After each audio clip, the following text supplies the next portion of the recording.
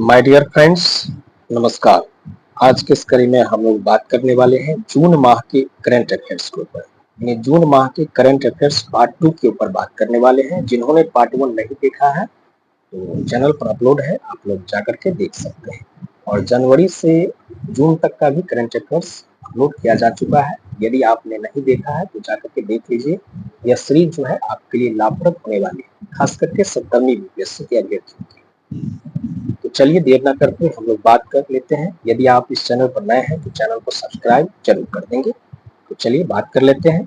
तो देख सकते हैं कि मोहन चरण मांझी होंगे उड़ीसा में भाजपा के पहले मुख्यमंत्री। यानी शिक्षक मोहन चरण मांझी उड़ीसा में भाजपा के पहले मुख्यमंत्री होंगे। साथ ही कनक वर्धन सिंह एवं प्रभाती परिदा को उप मुख्यमंत्री पद की कमान सौंपी जाएगी। मोहन चरण मांझी केंदुअर, जबकि करण वर्धन पाटनागढ़ और प्रभाती परिदा नीमापड़ा से विधायक है। इसको भी ध्यान में रखिएगा कि उड़ीसा के मुख्यमंत्री कौन बनाए गए हैं, तो मोहन चरण मांझी को बनाया गया है। अगला है, एक मिनट, अगला है एप्पल फिर बनी दुनिया की सबसे मूल्यवान कंपनी। तकनीकी दिग्गज एप्पल बुधवार को एक बार फिर दुनिया की सबसे मूल्यवान कंपनी बन गई है। यानी तकनीकी दिग्गज एप्पल बुधवार को एक बार फिर दुनिया की सबसे मूल्यवान कंपनी बन गई है। आईफोन में चैट जीपीटी की सुविधा देने के ऐलान के बाद बुधवार को इसके अमेरिकी बाजार में इसके शेयर 4% उछाल करके $215.04 पर पहुंच गया है। अगला न्यूज देख लेते हैं। कुवैत में आग लगने से 42 भारतीयों समेत 49 की मौत। कुवैत के मंगफ शहर में एक बहुमंजिला इमारत में बुधवार सुबह आग लगने से 42 भारतीयों की मौत हो गई। इस भीषण अग्निकांड में कुल मिलाकर के 49 विदेशी कामगार मारे गए। अगला है कि मंगोलिया में सूखे से 71 लाख से अधिक जानवरों की मौत। महत्वपूर्ण न्यूज है कि मंगोलिया में जो है सूखे से 71 लाख से अधिक जानवरों की मौत हो गई। मंगोलिया में इस वर्ष चरम मौसमी घटना ड्यूज के चलते भारी बर्फबारी व सूखे से 71 लाख से अधिक जानवरों की मौत हो गई है। यह देश के कुल पशुधन के 10वें हिस्से से भी अधिक, जिससे चरवाहों की आजीविका और जीवन शैली खतरे में पड़ गई है। ड्यूस्ड एक मंगोलियाई शब्द है जिसका मतलब होता है आपदा होता है। जिसका मतलब क्या होता है? आपदा होता है। और अगला है कि वैश्विक लैंगिक अंतर सूचकांक में 2 स्थान फिसला भारत। वैश्विक लैंगिक अंतर सूचकांक में भारत 2 स्थान फिसल करके 129वें स्थान पर आ गया है, जबकि आइसलैंड ने अपना शीर्ष स्थान बरकरार रखा है।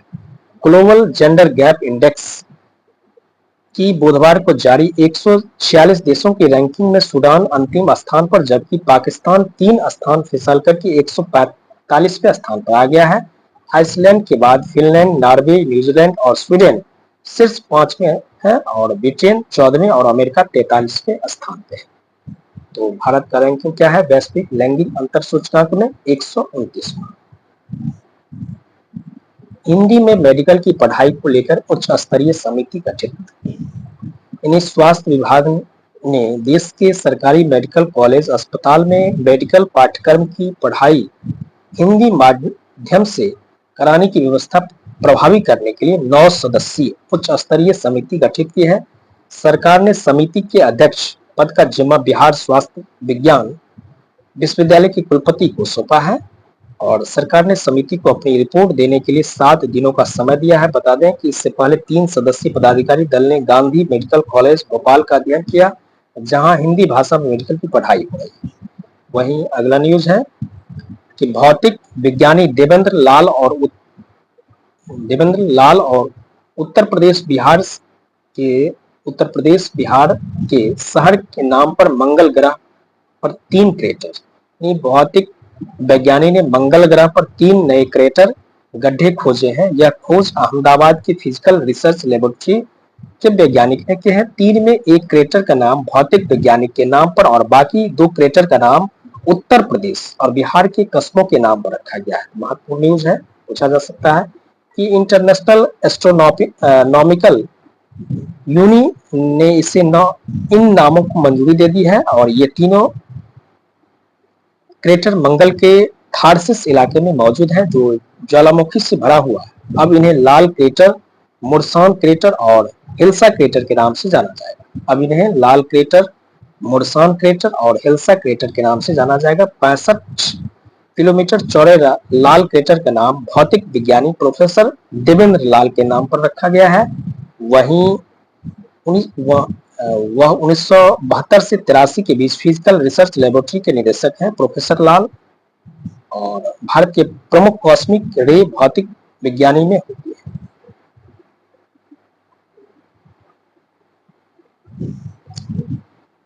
अगला न्यूज देख लेते हैं कि पूर्व भारतीय फुटबॉल और कोच चौथुन्नी का निधन यानी पूर्व भारतीय फुटबॉलर और कोच चौथुन्नी का निधन हो गया है। एन चंद्रबाबू नायडू ने चौथी बार आंध्र प्रदेश के सीएम के रूप में शपथ ली। चंद्रबाबू नायडू जो है वह तेलुगु देशम पार्टी के सुप्रीमो चंद्रबाबू नायडू ने सोमवार को चौथी बार आंध्र प्रदेश के मुख्यमंत्री के रूप में शपथ ली। तो ध्यान में रखिएगा। वहां के राज्यपाल कौन है? अब्दुल नजीर।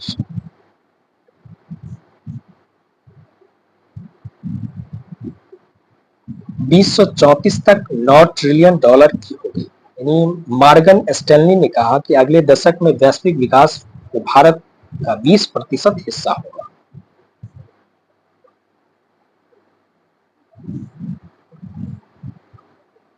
अजीत डोभाल तीसरी बार बनाए गए एनएससी। यानी अजीत डोभाल को सरकार ने लगातार तीसरी बार राष्ट्रीय सुरक्षा सलाहकार नियुक्त किया है। तो ध्यान में रखिएगा कि अजीत डोभाल को जो है तीसरी बार एनएसए बनाया गया है। प्रधानमंत्री के प्रधान सचिव के रूप में पीके मिश्रा भी अपना पद संभालेंगे।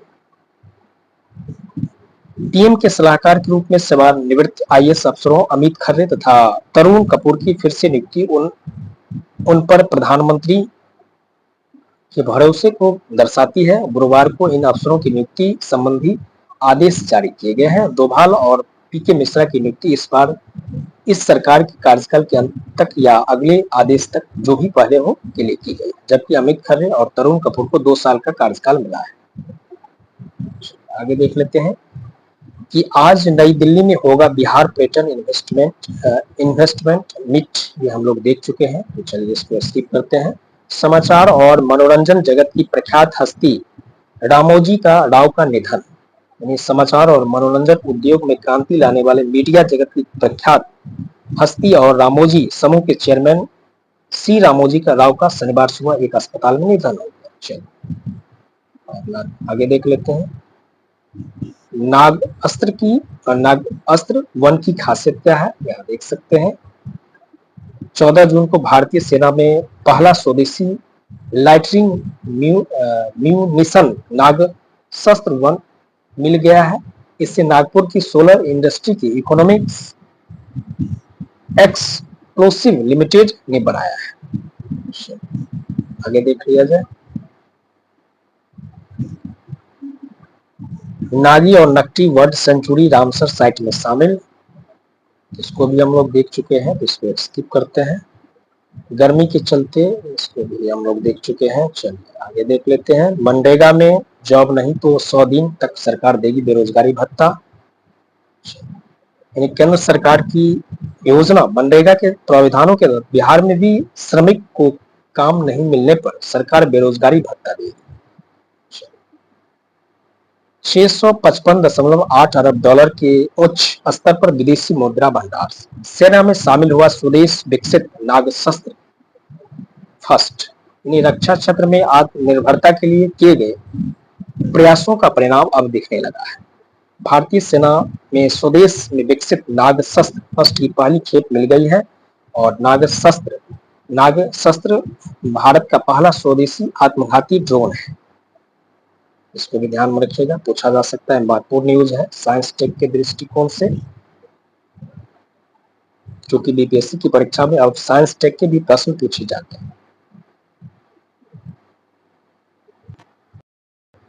गौरव को युवा और देवेंद्र को बाल साहित्य सम्मान। यानी गौरव पांडे को युवा पुरस्कार और देवेंद्र कुमार को बाल साहित्य पुरस्कार से नवाजा गया। संस्कृत भाषा के युवा पुरस्कार की घोषणा के बाद में की जाएगी। दोनों पुरस्कार के लिए तामपत्र और 50,000 रुपए की सम्मान राशि दी जाएगी। हिंदी के लिए युवा पुरस्कार गौरव पांडे के कविता संग्रह स्मृतियों के बीच घिरी है पृथ्वी को प्रदान किया गया है। तो ये भी ध्यान में रखेंगे कि उनकी कविता संग्रह क्या है, स्मृतियों के बीच घिरी है पृथ्वी को प्रदान किया गया है। वहीं अंग्रेजी के लिए वैशाली की पुस्तक homeless going up lesbian and dyslexics in India, Punjabi के लिए रणधीर की कविता संग्रह खत को जो लिखनो रह गए तथा उर्दू के लिए जावेद अंबर मिसवाही के कहानी संग्रह स्टेपनी को युवा साहित्य पुरस्कार से पुरस्कृत किया गया है। हिंदी में बाल साहित्य के लिए देवेंद्र कुमार की पुस्तक इक्बान बाल कहानियों और अंग्रेजी में नंदिनी सेन गुप्ता की पुस्तक the blue horse and other amazing animals stories from Indian history, Punjabi के लिए कुलदीप सिंह दीपक के नाटक में जालियांवाला बाग बोलदा हाँ, एवं उर्दू के लिए शमसुल इस्लाम फारूक की कहानी संग्रह को देश अंटार्कटिका को पुरस्कृत किया गया है। और नारायणी को मैथिली के लिए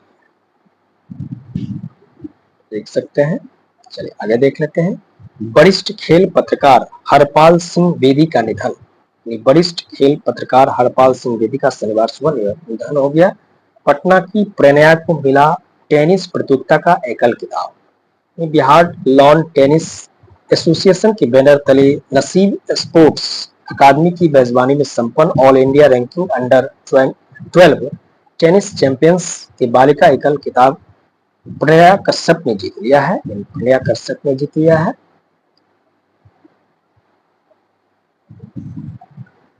वहीं अगला देख लेते हैं कि राज्य में 88 नई औद्योगिक इकाइयां लगेगी। इससे 916 करोड़ रुपए का निवेश होगा। राज्य निवेश प्रोत्साहन परिषद की बैठक में इन इकाइयों के प्रस्ताव को मंजूरी दे दी गई है। खाद्य प्रसंस्करण के क्षेत्र में सर्वाधिक निवेश और 2 करोड़ से कम लागत वाली इकाइयां, 2 करोड़ से अधिक लागत वाली इकाइयां पटना और मुजफ्फरपुर में सबसे ज्यादा प्रस्ताव। आगे देख लेते हैं। हर खेत तक कृषि फीडर के लिए अब मिशन 1555 पर काम आरंभ। यानी बिजली कंपनी ने कृषि फीडर के लिए अब मिशन 1555 पर काम आरंभ किया है। वर्तमान में 1250 कृषि फीडर काम कर रहे थे। इस लिहाज से मिशन 1555 पूरा हो जाने पर बिहार में कृषि फीडर की संख्या 2800 से अधिक हो जाएगी। अंडर 12 राष्ट्रीय तलवारबाजी में बिहार के अभिषेक को कांस।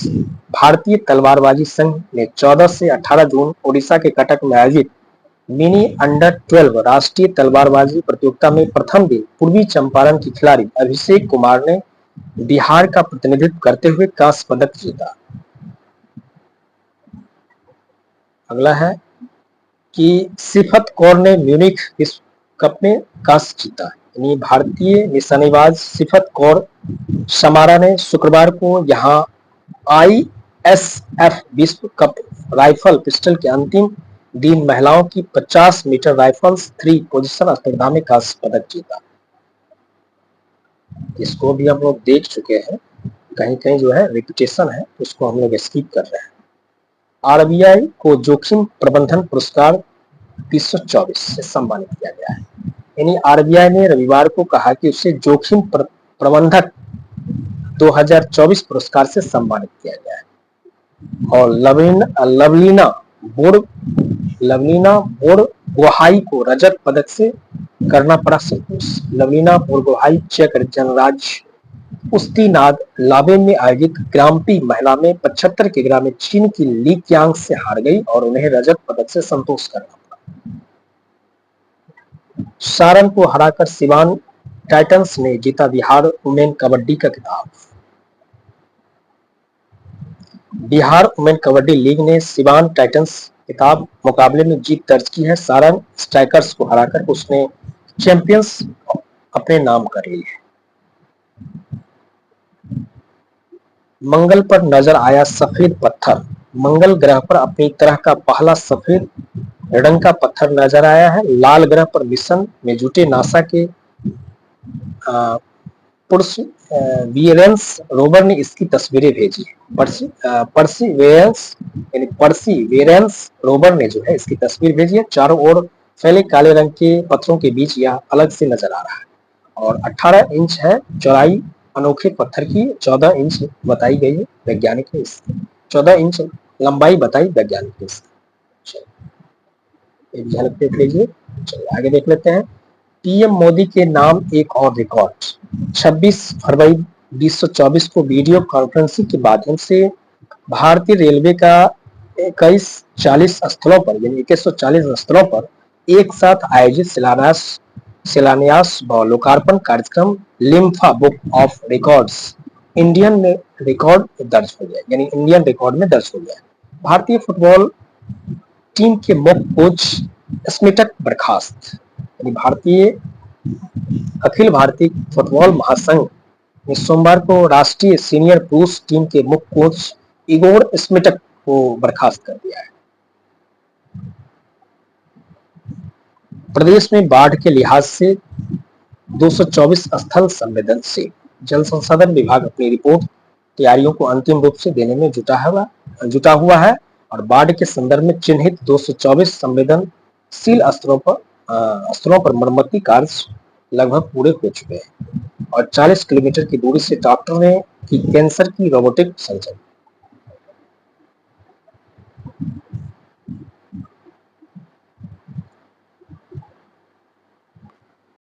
डॉक्टर अविनाश अमन को भूटान में मिला मानस हिंदी सेवी सम्मान।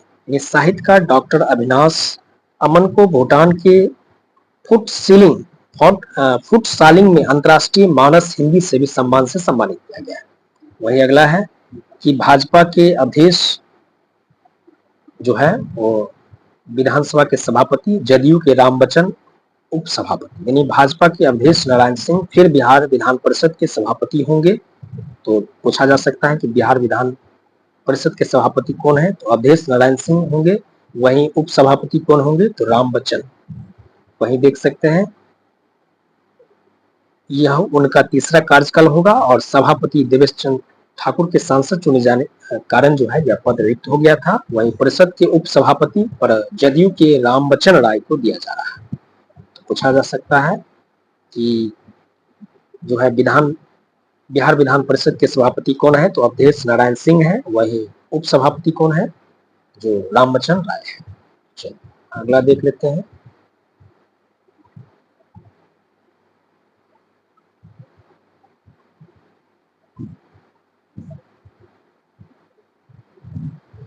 बीते वर्ष में यूएई से सोना चांदी आयात 210% बढ़ा।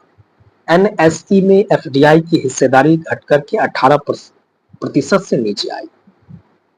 मुक्त व्यापार समझौता एफटीए भागीदारी संयुक्त अरब अमीरात से बीते वर्ष भारत का सोना और चांदी आयात तेजी से बढ़ा है। आर्थिक think tank global trade research initiative की एक रिपोर्ट के अनुसार 2023-24 के दौरान भारत यूएई से भारत का सोना चांदी आयात 210% बढ़कर के 10.7 अरब डॉलर रहा है। कुछ फैक्ट है, इसको आप लोग देख लीजिए, फिर हम लोग अगले न्यूज की तरफ चलते हैं। चलिए आगे देख लिया जाए कि फिनलैंड के तुर्क में हुए पावो नूर्मी गेम्स में नीरज चोपड़ा ने 85.97 मीटर का सर्वश्रेष्ठ थ्रो फेंक करके इस टूर्नामेंट में अपना पहला स्वर्ण पदक जीता है। महत्वपूर्ण न्यूज है कि फिनलैंड में तुर्क में हुए पावो नूर्मी गेम्स में नीरज चोपड़ा ने जो है वो 85.97 मीटर के सर्वश्रेष्ठ थ्रो फेंक करके जो है वो गोल्ड जीता है।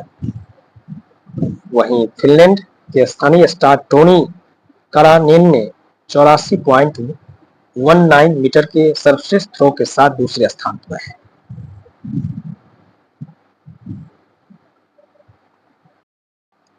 वहीं अगला है कि आईजीआई एयरपोर्ट पर चेक इन गणराज्य की प्रक्रिया को आसान बनाते हुए self service baggage drop system में क्विक ड्रॉ सॉल्यूशन की सुविधा शुरू। आईएटीएस के सदस्य बने डॉक्टर अनुराग बत्रा, यानी एक्सचेंज फॉर मीडिया के संस्थापक और वीडब्ल्यू बिजनेस वर्ल्ड के chairman doctor Anurag Batra international academy of television arts and sciences के सदस्य चुने गए। अगला देख लेते हैं कि अररिया में 7.79 करोड़ का पुल उद्घाटन से पहले ध्वस्त। अररिया जिले के सिकटी और कुर्साकाटा को जोड़ने वाली सड़क पर बकरा नदी के पकड़िया घाट पर बना पुल मंगलवार को उद्घाटन से पहले ही ध्वस्त हो गया। मेजर राधिका सेन की सेवाएं यूएन के लिए सच्ची उपलब्धि। गुटेरेस द कांगो के पूर्वी क्षेत्र में मार्च 2023 में अप्रैल 2024 तक मोनिस्को के engagement platoon for the Indian rapid employment battalion के कमांडर के रूप में सेवा दी। अगला है कि थाईलैंड में समलैंगिक विवाह को मान्यता है। थाईलैंड की नेशनल असेंबली संसद ने उच्च सदन सीनेट में समलैंगिक विवाह को कानूनी मान्यता देने वाले एक विधेयक को मंगलवार को भारी बहुमत के साथ मंजूरी दे दी है। इसके साथ ही थाईलैंड दक्षिण पूर्वी एशिया में ऐसा कानून लागू करने वाला पहला देश बन गया है। अर्जुन एरिगेसी लाइव रेटिंग में सर्वोच्च चौथे स्थान पर, यानी युवा भारतीय ग्रैंड मास्टर अर्जुन एरिगेसी ने आर्मेनिया में खेली जा रही स्टीफन अभिज्ञान मेमोरियल शतरंज 2024 का खिताब एक दौर शेष रहते हुए जीत लिया है। अर्जुन ने 8वें दौर में रूसी ग्रैंड मास्टर्स बोलोदार मोर्जिन को 63 चालों में हराया। और बांग्लादेश के गेंदबाज तंजीम हसन साकिब पर जुर्माना। और भारतीय कृषि को नए कौशल से समृद्ध करेंगे भारत व ऑस्ट्रेलिया। कौशल विकास एवं उद्यमिता मंत्रालय और ऑस्ट्रेलिया के शिक्षा विभाग यूनिवर्सिटी ऑफ एडिलेड ने मार्च 2023 से कृषि क्षेत्र के लिए महत्वपूर्ण कौशल पाठ्यक्रम बनाने के प्रोजेक्ट पर काम शुरू किया है।